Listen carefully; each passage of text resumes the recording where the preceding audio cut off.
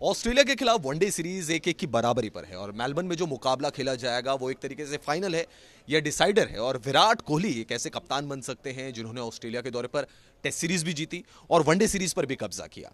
पिछला मुकाबला जो कि एडिलेड में खेला गया, भारतीय टीम ने दमदार खेल दिखाया था। विराट कोहली ने शतक लगाया, महेंद्र सिंह धोनी के बल्ले से अर्धशतक की पारी निकली, भुवनेश्वर कुमार ने 4 विकेट लिए और 3 विकेट मोहम्मद शमी को भी मिले थे। लेकिन मेलबर्न के लिए टीम इंडिया कितनी तैयार है, क्या कर सकते हैं विराट कोहली इस मैच के लिए? हमारे साथ हमारे क्रिकेट एक्सपर्ट मनिंदर सिंह हैं, उनसे हम पूछते हैं। मनी सर, 2 मुकाबले हुए, दोनों जबरदस्त मुकाबले हुए, कुछ चेंजेस आप देख रहे हैं मेलबर्न के लिए कि विराट कोहली इन 2 मुकाबलों से सीखते हुए या 2 मुकाबलों से जो उन्होंने जो भी क्रिकेट खेली है यहां पे कुछ बदलाव करें? देखिए, दूसरे वनडे इंटरनेशनल में एक बदलाव किया था, जो आप फास्ट बॉलर लाए थे सिराज को खलील अहमद की जगह पर। वो एक एक्सपेरिमेंट था, मुझे ऐसा लगता है जिससे जो वो कंटिन्यू करने वाले हैं। लेकिन कुछ पॉजिटिव्स मिले इंडियन टीम को, महेंद्र सिंह धोनी का फॉर्म में आना, भुवनेश्वर कुमार का अच्छा बॉलिंग करना। लेकिन ये जो नए फास्ट बॉलर्स आ रहे हैं इंडिया की टीम में, मुझे समझ नहीं आ रही कि बॉल को स्विंग क्यों नहीं कराते हैं। और अगर बॉल को स्विंग कराएंगे, विकेट्स मिलेंगे तो ही कॉन्फिडेंस बढ़ेगा टीम मैनेजमेंट का। जहाँ तक चेंज का सवाल है, मुझे ऐसा लगता है कि आपको एक ऐसा बैट्समैन ढूंढना ही पड़ेगा जो आपको कुछ ओवर्स करके दे सके, क्योंकि ऑन द डे आपके पास केवल 5 ही बॉलर हैं। ऑन द डे अगर कोई बॉलर ऐसा है जो आपके 10 ओवर्स नहीं डाल सकता, किसी वजह से इंजरी हो जाती है या उसकी लय नहीं आती है, तो फिर आपके पास कोई ऑप्शन नहीं है। अभी हमने पिछले दोनों मैचेस में देखा कि आपको एक मैच, पहले मैच में तो रायडू से 2 ओवर कराने पड़े, लेकिन उनका बॉलिंग एक्शन सही नहीं था, जिसकी वजह से वो दूसरे मैच में उनसे बॉलिंग नहीं कराई गई। सो कोई भी ऐसा बॉलर नहीं है, बैट्समैन नहीं है जो आपको बॉलिंग करके दे सके। सो उस बैट्समैन की तलाश मुझे लग रहा है जारी होगी इस समय। मन में भी होगा कैप्टन के, कोच के, कि कोई ऐसा बैट्समैन मिल जाए जो 4, 5, 6 ओवर दे सके। और केदार जाधव एक ऐसे बैट्समैन मुझे दिखते हैं, क्योंकि पहली पीसी के बाद पहले मैच की जो पीसी की थी विराट कोहली ने, ऐसा लग रहा था कि केदार जाधव को खिलाया जाएगा, लेकिन उनको खिलाया नहीं। लेकिन दूसरे वनडे में जिस तरह की जीत हासिल की है इंडियन टीम में, उसको देखते हुए मुझे लगता नहीं है कि कोई ऐसा चेंज होगा। लेकिन विराट कोहली जब से कैप्टन बने हैं, आप कुछ प्रेडिक्ट भी नहीं कर सकते। बड़ी सर, खबरें जो आ रही हैं मेलबर्न से वो ये कि ये अंबाती रायडू शायद उनको बिठाया जाए और आपके पास 2 ऑप्शन है। एक ऑप्शन आपने दिया केदार जाधव, एक ऑप्शन आपके पास आ गए विजय शंकर। अब खबरें पहले ये भी थी कि विराट कोहली नहीं चाहते कि 3 स्पिनर को वो प्लेइंग 11 में खिलाएं, वो भी ऑस्ट्रेलिया जैसी कंडीशंस में, क्योंकि आपके पास रविंद्र जडेजा है, आपके पास कुलदीप यादव है। अगर आप केदार जाधव को लाते हैं तो 3 स्पिनर हो जाएंगे। वो चाहते हैं कि 3 पेसर हों। आपके नजरिए से क्या होना चाहिए? क्या केदार जाधव को आना चाहिए अंबाती रायडू की जगह अगर उनको प्लेइंग 11 से बाहर किया जाता है, या फिर विजय शंकर? देखिए, 3 पेसर्स तो आपके पास पहले ही हैं। सो विजय शंकर तो एक ऑलराउंडर हो जाएंगे, जो कि आपको पेस बॉलिंग भी करके देंगे, बैटिंग भी करके दे सकते हैं।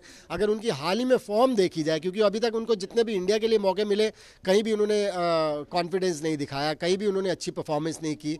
लेकिन फिर उसके बाद जब वो इंडिया ए के लिए खेले तो उन्होंने कंसिस्टेंटली ऐसी परफॉर्मेंसेज दी हैं, रन्स भी बनाए हैं, विकेट्स भी लिए हैं। और मुझे ऐसा लगता है कि जो कोई खिलाड़ी जब लय में हो, जब परफॉर्म कर रहा हो, उसका कॉन्फिडेंस लेवल हाई हो, तो उसे मौका देना चाहिए।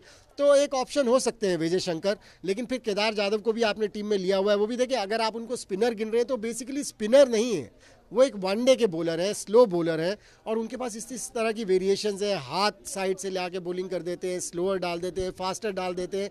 बहुत उनका क्लेवर माइंड है, स्ट्रीट स्मार्ट, जो कि वनडे क्रिकेट के लिए बहुत ज़रूरी है। और जहाँ तक बैटिंग का भी सवाल है, अगर आप उनके रिकॉर्ड्स उठा के देख लीजिए, उन्होंने रन्स भी बहुत इंपॉर्टेंट स्टेजेस पर आकर इंपॉर्टेंट रन्स बना के दिए इंडिया को। सो ये इतना आसान नहीं होगा विराट कोहली के लिए कि केदार जाधव के साथ जाएं या विजय शंकर के साथ जाएं। और विराट कोहली का दिमाग भी पढ़ लेना, या उनके दिमाग में क्या चल रहा है वो भी पढ़ना, मेरे ख्याल से बहुत मुश्किल है। मनी सर, इस सीरीज में अगर मैं कहूं तो शायद भारत को एक बहुत बड़ा झटका नहीं कह सकते, लेकिन एक झटका जरूर लगा, क्योंकि हार्दिक पांड्या उनको वापस भेजा गया और शिखर धवन ने प्रेस कॉन्फ्रेंस में आके ये कहा कि बैलेंस थोड़ा सा डगमगाया भारतीय टीम का। तो उस जगह पे अगर आप विजय शंकर को ट्राई करते हैं, क्योंकि वो भी बॉलिंग बैटिंग ऑलराउंडर है, मतलब मीडियम पेस की अगर मैं बात करूं, और केदार जाधव या रविंद्र जडेजा को हम देखें तो स्पिनिंग ऑलराउंडर है, तो उस जगह पर भी क्या उस स्लॉट पे इंडिया को ट्राई करना चाहिए कि अगर हार्दिक पांड्या नहीं है, आप एक विकल्प वहां पे ट्राई करें? आइडिया बहुत अच्छा है एक्चुअली, आप ट्राई कर सकते हैं, क्योंकि इसमें कोई शक की बात नहीं है कि वनडे क्रिकेट का या T20 क्रिकेट का जहां तक सवाल है, हार्दिक पांड्या एक बहुत इंपॉर्टेंट प्लेयर बनते हैं, क्योंकि बैटिंग भी कर देते हैं, फील्डर भी ब्रिलियंट है, बॉलिंग भी करके दे सकते हैं। और इस समय उनका कॉन्फिडेंस भी काफ़ी हाई था। ये तो जो भी हुआ जिसकी वजह से उनको नहीं खेलने दिया जा रहा, सो ऐसे में बिल्कुल एक गैम्बल किया जा सकता है विजय शंकर के साथ। और अगर वो गैम्बल सक्सेसफुल हो जाता है और कहीं खुदा न खास्ता इस तरह की सिचुएशन आ जाती है जहाँ पर कि हार्दिक पांड्या ना खेल पाएँ या उनको ना खेलने दिया जाए। और जिस तरह की हम खबरें सुन रहे हैं, वो जब से ऑस्ट्रेलिया से वापस भेजा गया है, वो घर से बाहर भी नहीं निकले हैं, सो वो इन प्रैक्टिस भी नहीं है। सो ये एक गैम्बल वर्थ वाइल होगा, और अगर विजय शंकर आपको अच्छा करके दे देते हैं तो एक ऑप्शन हो जाएगी आपकी जो ऑलराउंडर आप ढूंढ रहे हैं, खास तौर से वनडे क्रिकेट के लिए। मनी सर, मेलबर्न में अब मैच है और सीरीज का तो फैसला यहीं होना है। विराट कोहली भी जरूर चाहेंगे कि जैसे टेस्ट सीरीज जीती 71 सालों के बाद, वनडे सीरीज को भी जीते, ऐसे कप्तान बने जिन्होंने दोनों सीरीज पर कब्जा किया हो। क्या भारतीय टीम का अब अप्रोच रहने वाला है, क्योंकि ये आखिरी मैच है यहाँ पे, इसके बाद ऑस्ट्रेलिया का दौरा खत्म, आपने जाना है न्यूजीलैंड, तो मोमेंटम आप साथ लेके जाना चाहेंगे? देखिए, मौका भी बेहतरीन है विराट कोहली के पास, क्योंकि जैसे आपने कहा टेस्ट सीरीज़ जीते हैं, वनडे सीरीज़ भी अगर जीत जाते हैं, दोनों सीरीज़ जीत जाते हैं, तो एक बहुत बड़ा नाम हो जाएगा। क्योंकि बड़े टाइम तक ये बातें होती रहेंगी कि विराट कोहली एक ऐसे कैप्टन थे जिन्होंने टेस्ट सीरीज़ भी जीती, वनडे सीरीज़ भी जीती। उसके लिए सबसे ज़रूरी चीज़ क्या है? वो एटीट्यूड, वो इंडियन टीम के पास है। क्योंकि पहले मैच में भी 4 रन्स पर 3 आउट हो गए थे जब 289 रन चेस कर रहे थे। उसके बावजूद रोहित शर्मा और महेंद्र सिंह धोनी की जो पार्टनरशिप हुई, उससे एक समय ऐसा लगने लगा कि ये मैच इंडिया की टीम जीत सकती है। सो ये लड़ाके हैं, ये इंडियन प्लेयर्स, और वो एटीट्यूड रखना मेरे ख्याल से बहुत ज़रूरी है।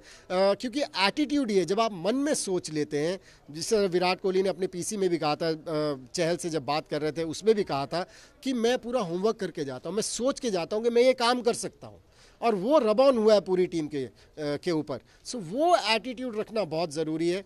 मुझे लगता है सीरीज़ इंडिया के नाम आनी चाहिए। जी बिल्कुल, सीरीज इंडिया के नाम आनी चाहिए। जिस तरीके की परफॉर्मेंस रही है, हमने टेस्ट सीरीज में डोमिनेट किया, और वनडेज की भी बात करें, जो पहला गंवाया था, क्लोज गया था मैच, सेकंड डोमिनेट करते हुए भारत ने मैच जीता। तो मेलबर्न में भी यही उम्मीद रहेगी कि भारत यहां पर मैच भी जीते और सीरीज को भी अपने नाम करे।